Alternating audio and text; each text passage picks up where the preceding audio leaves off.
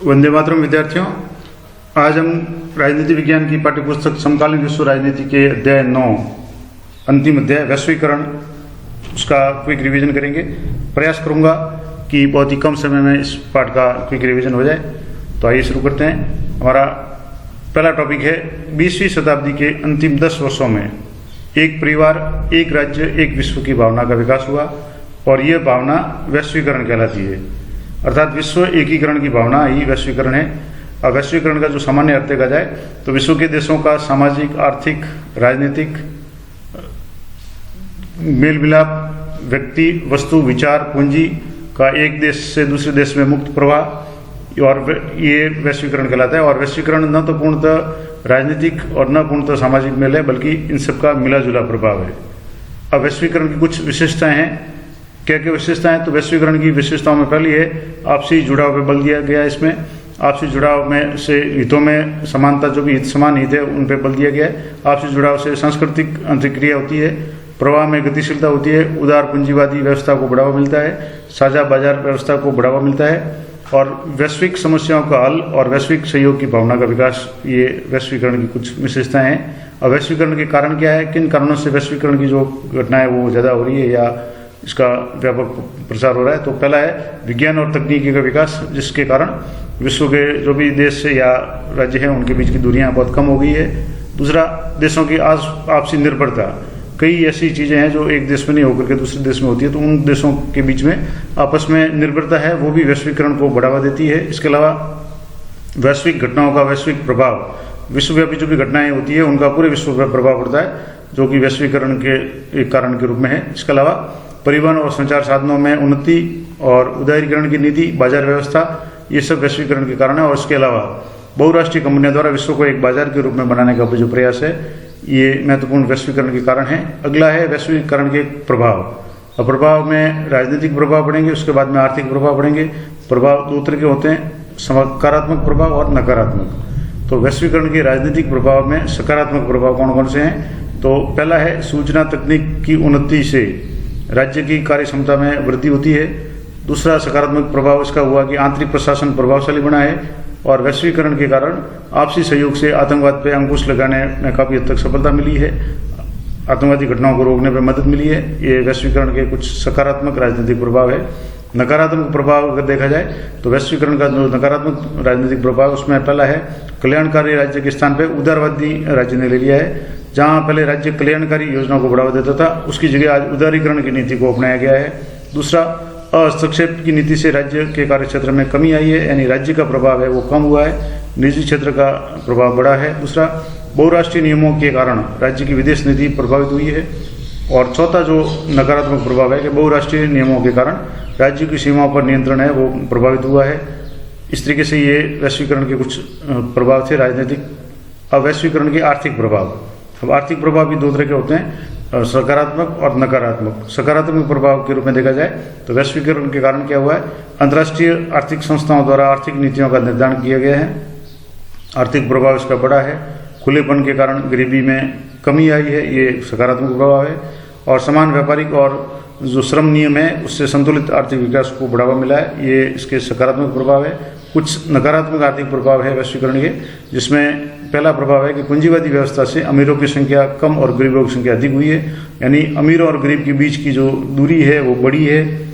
इसके अलावा सरकार ने गरीब और वंचित वर्ग के कल्याण और सुरक्षा के कार्यों में जो भी है वो कमी आई है। तीसरा है आर्थिक संस्थाओं ने गरीब देशों के हितों की अनदेखी की है, ज़्यादातर अपना जो है वो अपना हित देखते हैं। और चौथा जो इसका नकारात्मक प्रभाव है वो है बहुराष्ट्रीय कंपनियों से जो कुटीर और लघु उद्योग थे उनको बहुत बड़ा नुकसान हुआ है। बेरोजगारी की मात्रा है वो बढ़ी है, क्योंकि बड़े बड़े उद्योग या फैक्ट्रियाँ स्थापित होने से जो छोटे या लघु या मध्यम दर्जे के जो भी कुटीर उद्योग या उद्योग धंधे थे उनको काफ़ी नुकसान झेलना पड़ा। ये इसके वैश्वीकरण के नकारात्मक आर्थिक प्रभाव हो गए। अब आर्थिक परिणाम क्या होंगे वैश्वीकरण के? तो उसका पहला परिणाम है कि व्यापारिक प्रतिबंधों में कमी आई है। अधिकांश देशों ने उदारीकरण को अपनाते हुए अपने जो विश्व की अपने जो देश की सीमाएं हैं उनसे जो भी प्रतिबंध है उनको हटाया है, जिसमें देशों द्वारा आयात वस्तु पर प्रतिबंध लगाते थे उसमें कमी हुई है।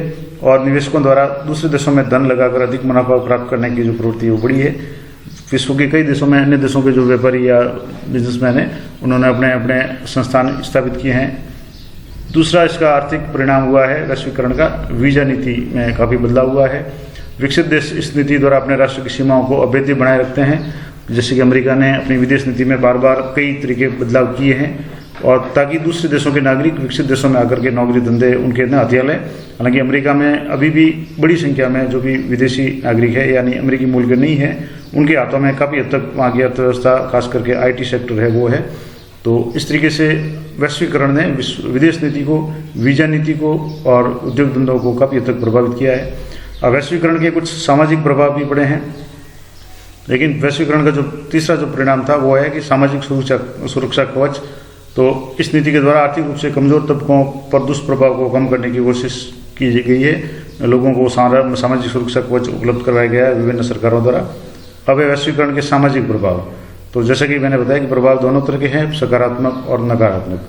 तो वैश्वीकरण के सामाजिक प्रभाव में जो सकारात्मक प्रभाव हुए यानी लाभकारी जो प्रभाव हुए, उसका पहला है कि विदेशी संस्कृतियों से मेल मिलाप से पसंदों का क्षेत्र बढ़ा है, यानी विभिन्न देशों की संस्कृतियों का आपस में मेल मिला हुआ है, और वेशभूषा है उसमें काफ़ी परिवर्तन हुआ है। पहले भारत में जैसे देखा जाए तो भारतीय लोग परंपरागत रूप से वस्त्र वगैरह जो भी पहनते थे, लेकिन आज आधुनिकतम जिसमें जैसे ब्लू जींस का जो उदाहरण है, ये विश्वव्यापी संस्कृति का एक चलन हो गया है। तो ये वैश्वीकरण का प्रभाव है और कई मायनों में ये लाभकारी भी है।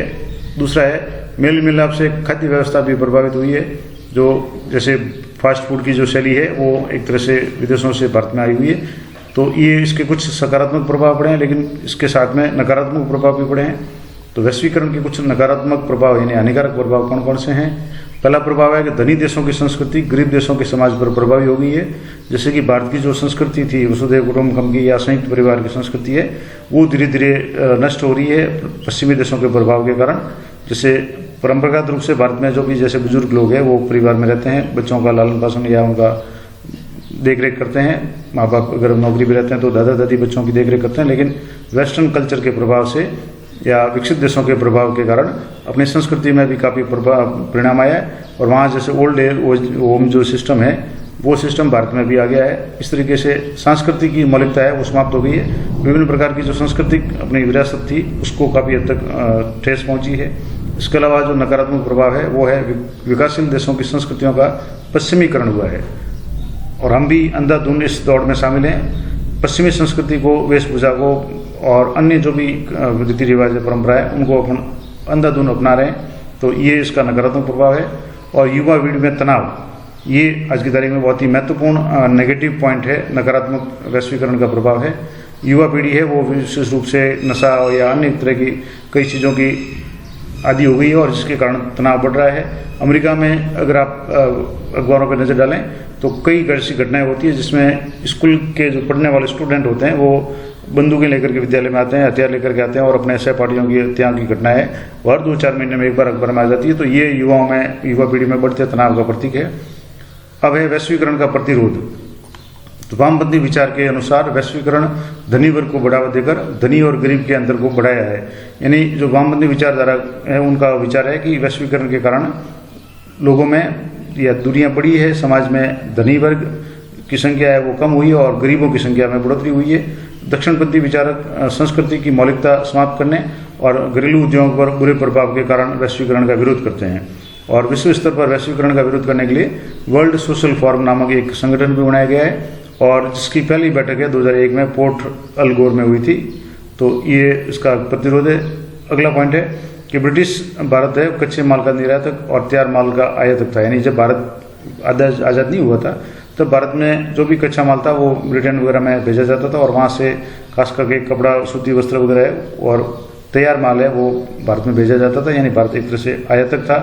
स्वतंत्रता के बाद में घरेलू उद्योगों को बढ़ावा देने के लिए संरक्षणवाद की नीति अपनाई गई, किंतु आर्थिक वृद्धि दर इसकी धीमी रही, और 1991 में विकास दर बढ़ाने के लिए आर्थिक सुधार कर विदेश निवेश पर भारत में बल दिया गया, उदारीकरण की प्रक्रिया को लागू किया गया, और भारत में निम्नलिखित तरीके से वैश्वीकरण को प्रभावित कर रहा है, जिसमें भारत के लोग विदेशों में जाकर अपनी संस्कृति और रीति रिवाज को बढ़ावा दे रहे हैं। अब ये इसका सकारात्मक प्रभाव भी है कि भारतीय संस्कृति का विदेशों में भी चलन हो रहा है, और भारत में उपलब्ध सस्ते श्रम ने विश्व के देशों को अपनी ओर आकर्षित किया है। और भारत ने कंप्यूटर और प्रौद्योगिकी के क्षेत्र में तीव्र प्रगति करके अपना प्रभुत्व दिखाया है। आज देखा जाए तो अमेरिका के जो IT सेक्टर या सिलिकॉन वैली है, उसमें अधिकांश जो लोग हैं वो भारतीय मूल के हैं।